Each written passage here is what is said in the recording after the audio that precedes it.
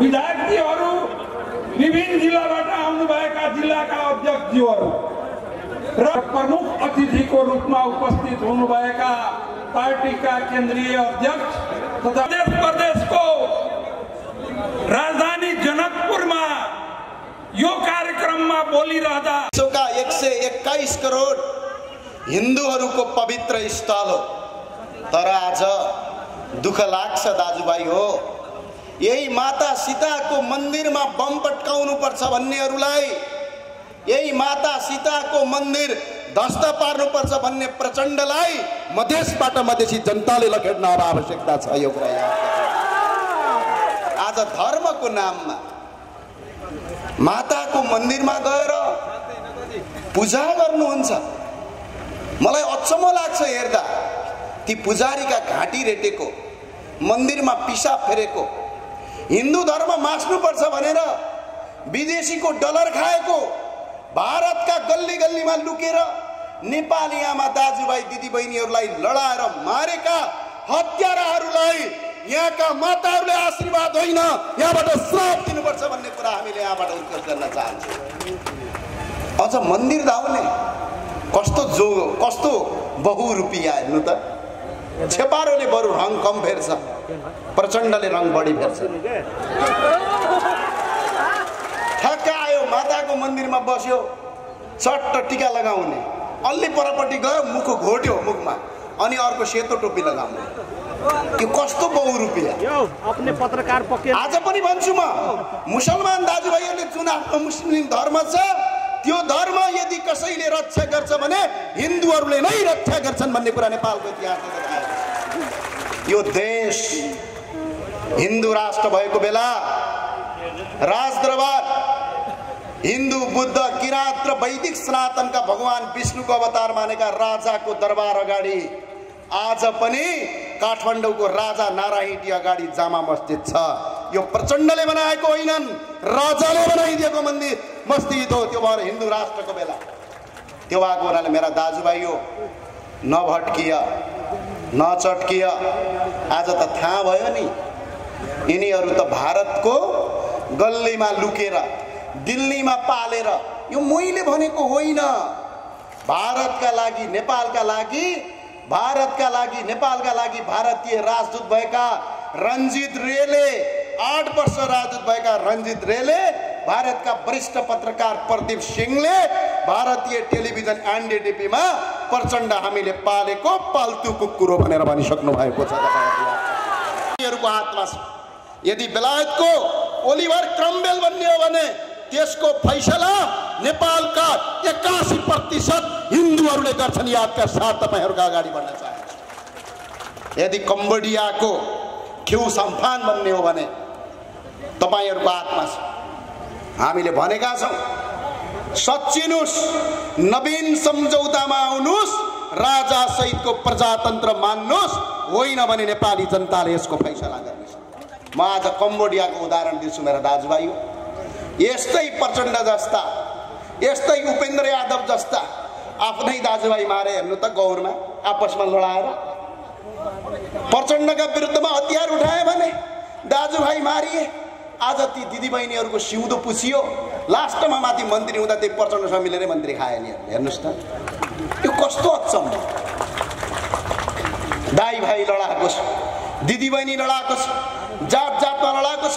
अब अहिले हिन्दू धर्म नमानिने हो भने त गाउँ गाउँमा लखेड्छन् भनेर पशुपतिनाथमा पूजा गर्ने, यहाँ जनकी माता माईको पूजा गर्ने, अनि पाप गर्ने पापीलाई धर्म गरेर धाको राजालाई फालियो। 4 वर्ष शासन गरे। ती शासन गर्ने मान्छे खिउ साम्फान र नुवान चेईले जम्मा 4 वर्षमा 20 लाख भन्दा बढी बुद्ध धर्मावलम्बीको नरसंहार गरे, 20 लाख मान्छे मारिदिए। यिनीहरू को थिए? अति माओवादी थिए तिनीहरू। यदि प्रचण्डको हिम्मत थियो, यदि प्रचण्डको दम हुन्थ्यो, यदि प्रचण्डले गर्न चाहेको भए जसरी कम्बोडियामा खिउ सम्पानले त्यहाँका बुद्ध धर्मावलम्बीहरूलाई मारे, त्यसै गरी यिनीहरूले नेपालका हिन्दू मार्ने थिए। तर यिनको ह्याउ भएन, यिनको दम भएन, यिनको क्षमता भएन। 64 सालमा पनि जनताले यिनलाई पत्याएन। यिनीहरू आज मधेसका दाजुभाइलाई म भन्न चाहन्छु, किसान कति हुनुहुन्छ हात उठाउनु त खै, परपर हेर्न चाहन्छु म आज। तपाईँ साँच्चै किसान हो कि हात मात्रै उठाओ। उक्खु छ आजभोलि घरमा, जुट छ, राजाले जुट मिल बनाइदिनु भएको थियो, घर घरमा जुट लगाउनु हुन्थ्यो, मजाले पैसा आउँथ्यो। राजाले चिनी मिल खोलिदिनु भएको थियो, घर घरमा उक्खु लाउनु हुन्थ्यो, पैसा खनी घरमा आउँथ्यो। पारी बिहारतिर उत्तर प्रदेशतिरका तपाईका सम्धिहरूले बेटी कहाँ विवाह गर्ने भन्दा जनकपुर गर्ने, नेपाल गर्ने, किनकि त्यहाँ उक्खु फ्याक्ट्री छ। छोरीले ज्वाइँले खेती गर्छ, पैसा कमाउँछ, मेरो छोरीले सुख सयल पाउँछ भनेर छोरी नेपालमा बिहे गर्छ। तर आज ठ्याक्कै उल्टो भयो। न उक्खु फ्याक्ट्री चिनी फ्याक्ट्री छ, न जुट फ्याक्ट्री छ, सुरोट फ्याक्ट्रीको त कुरै छोडौँ, यो जुनको त कुरै छोडौँ, यो मुनको त कुरै छोडौँ। आज चुरोट कारखाना बन्द गरेर भारतबाट विदेशबाट चुरोट आयात गर्छन्। तर त्यो चुरोट कारखानाको जग्गामा हेर्नुहोस् त मुख्यमन्त्री कार्यालय, प्रदेश मन्त्री कार्यालय, छोटे राजाको दादागिरी चलेको छ। त्यही भएर यो प्रदेश खारेज गर्नुपर्छ भनेर हामीले गरेका यही हो। अझ कोही मधेसतिरका यसो युवा साथीहरू आएर देख्छौँ, हामी त संघीयताको पक्षमा हो भन्छ। के पक्षमा? यो प्रदेश आएपछि शिक्षा फ्रीमा पाउनु हो? खै छैन भने छैन भनौँ त, पाउनु हो शिक्षा फ्रीमा? रोजगारी पाइयो, उक्खु लगाएर पैसा पाइयो, जुट लगाएर पैसा पाइयो, अनि न शिक्षा पाइयो, न स्वास्थ्य पाइयो, न रोजगारी पाइयो। बाटो गतिलो छ, शिक्षा छैन, स्वास्थ्य छैन, पैसा नतिरी अदालतबाट फैसला न्याय पाइन्छ। शिक्षा छैन, स्वास्थ्य छैन, रोजगारी छैन, बाटो गतिलो छैन। अनि यो प्रदेशका लागि आएको थाहा छ? वडा अध्यक्षको चुनाव हर्ने हरुवा चरुवालाई मुख्यमन्त्री खान पर्ने भयो।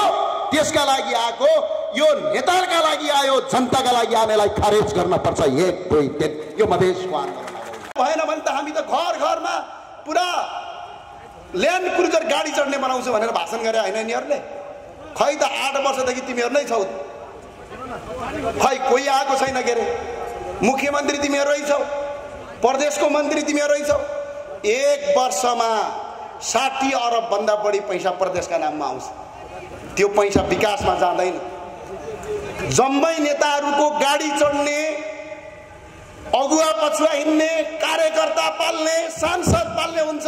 हामी प्रदेश खारेज गरेर त्यो 60 अरब पैसा हस्पिटल खोल्छौँ, जुट मिल बनाउँछौँ, चिनी मिल बनाउँछौँ, जनतालाई घर घरमा रोजगारी दिन्छौँ। त्यसका लागि प्रदेश चाहियो। कस्तो अवस्था आयो? ऊ पारीपट्टि जानुस् त, छोरी बुहारी बिहे गरे होला, पर बिहारतिर पटनातिर यहाँ पारीतिर पनि मोटरसाइकल कतिमा पाउँछ? 60,000 भाडु नेपाली 1 लाख रुपियाँमा पाइन्छ। त्यही मोटरसाइकल जनकपुरमा आएर किन्ने हो भने 5 लाख पर्छ। बाँकीको 4 लाख खोइ। 4 लाख केपी ओलीलाई हेलिकप्टर चढ्नलाई, विद्या भण्डारीलाई तपाईँको घरको भत्ता बुझ्नलाई, रामवरण यादवलाई अहिले पनि काठमाडौँमा गएर घर भत्ता लिनलाई खर्च हुन्छ। यो जनताको पैसा। आज करमाथि कर तिरेर 884 जना सांसद, 36,000 भन्दा बढी जनप्रतिनिधि आज पाल्नु परेको छ। हामी चाहन्छौँ 884 जना सांसद होइन, 205 जना सांसद भयो भने यो देश कायापलट हुन्छ। सांसद आवश्यकता छैन। अहिले त के छ, कहिलेकाहीँ राजालाई भन्छन् यिनीहरूले, मलाई हाँसो लाग्छ, अचम्म लाग्छ। चुनाव जितेर आऊ रे, तर भन्ने मान्छेको जो चुनावै लडेको छैन, कृष्ण सिटौला ल हेर त। हाम्रो अध्यक्षसँग 2 पटक चुनाव हारेर पागल जस्तो भएर बुढा हिँडेको थियो। अनि राष्ट्रिय सभामा हरुवा चरुवाले राजालाई चुनाव लड पो भन्छन्। आज भन्न चाहन्छु माओवादीका साथीहरू, कान खोलेर सुन। राजालाई चुनाव लड्छौ भने 2063 सालमा स्थापित गरेको प्रतिनिधि सभामा 83 जना माओवादीले चुनाव जितेर आएका थियौ सांसद बन्न, थिएनौ। अहिले पनि भन्छु, हिन्दू राष्ट्र गर। यो देश 81% हिन्दूहरूको आज हेर्नु त कस्तो अचम्म, तपाईहरु पनि कति भुलमा। झन्डै 95% हिन्दूहरू आज तराईमा बस्छन्। तपाईहरुले भोट हालेका सिकेर आउँदहरू तपाईहरुले भोट हालेका उपेन्द्र यादवहरु, तपाईहरुले भोट हालेका राजेन्द्र महतोहरुमाथि गएर के गर्छन्? हिन्दू राष्ट्र चाहिँदैन भनेर सिग्नेचर गर्छन्। भोट हिन्दूको लिन्छन्, हिन्दू राष्ट्र चाहिँदैन भनेर सिग्नेचर गर्छन्। यो अपराध हो कि होइन? खै हो कि होइन? गरेका छन् छैन नियमले? भोट हिन्दूको लिने र माथि हिन्दू राष्ट्र चाहिँदैन भन्ने। त्यही भएर भन्छु, हिन्दू बुद्ध किराँत सहितको वैदिक सनातन हिन्दू राष्ट्र अब घोषणा गर्नुपर्छ। घोषणा गर्न त प्रचण्डलाई हाल्या हो, अनि कसरी प्रधानमन्त्री भयो त? यिनले एउटा कानुन लेखेका छन्, चुनाव हारे पनि प्रधानमन्त्री बन्न पाउने। हेर्नु त, माधव नेपाल चुनाव हारेर पनि प्रधानमन्त्री भइदिए। चुनाव हारे पनि राष्ट्रिय सभाको सदस्य भएर मन्त्री खान पाइने।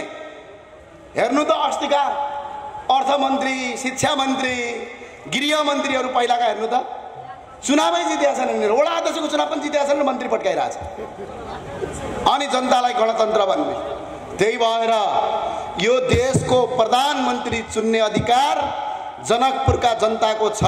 यो देशमा कस्तो प्रधानमन्त्री चुन्ने? जनताले चुन्ने प्रत्यक्ष निर्वाचित कार्यकारी प्रधानमन्त्रीमा जाने हो। अब अवस्था अबु खैरेनीको भिडियो हेर्दै थिए, आँखाबाट आँसु झार्दै, घर घरमा राजाको सवारीमा, घर घरमा तपाईको कलश राखेका छन्। आज राजा नहुँदा कस्तो भयो देश?